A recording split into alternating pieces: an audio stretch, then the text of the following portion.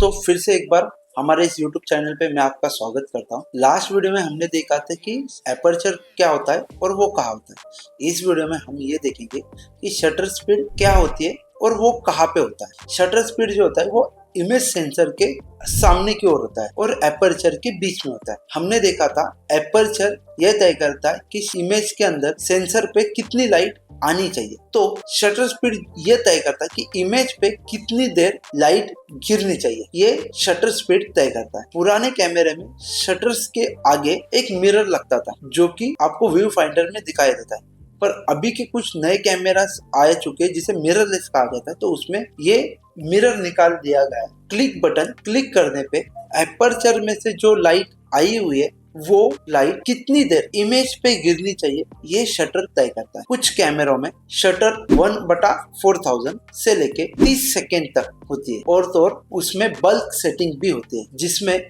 आप shutter button click करने पे आपको जितनी देर आप आपका बटन दबाए रखोगे उतनी देर शटर ओपन रहेगा। शटर स्पीड से अलग अलग टाइप की फोटोग्राफी की जाती है, जिसमें अगर आपको हाई स्पीड शटर स्पीड की फोटोग्राफी करनी है उसमें आपको हाई शटर स्पीड रखनी पड़ती है। अगर आपको लो शटर स्पीड फोटोज निकालने हैं जैसे कि लाइट पेंटिंग, गैलेक्सी के फोटो, नाइट फोटोग्राफी करनी है, तो आपको स्लो शटर स्पीड रखनी पड़ती है। अगर आपको फास्ट मूविंग वाले सब्जेक्ट है उसके अगर आपको फोटोग्राफी करनी है तो आपको फास्ट शटर स्पीड रखनी पड़ती है। जैसे कि अगर फूटा हुआ बलून का फोटो अगर आपको निकालना है, गिरते हुए झरने का पानी फास्ट में दिखाना है, तो आपको फास्ट शटर स्पीड रखनी पड़ती है। अगर आपको कोई नेचुरल में आपको कोई भागते हुए चीते का फोटो निकालना है तो उसको फास्ट शटर स्पीड से आप फोटो कैप्चर कर सकते। अलग अलग टाइप के फोटोग्राफी करने के लिए आपको शटर स्पीड का उपयोग होता है। दोस्तों अगर आप कैमरा हाथ में लेके फोटोज निकालते हो तो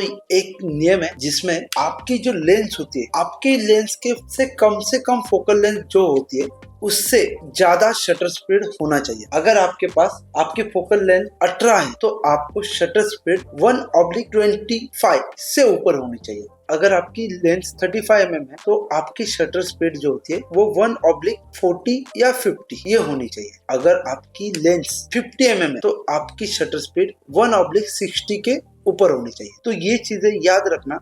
आपकी शटर स्पीड अगर आपके लेंस के ऊपर होनी चाहिए। ये ऐसा क्यों होना चाहिए? क्यों?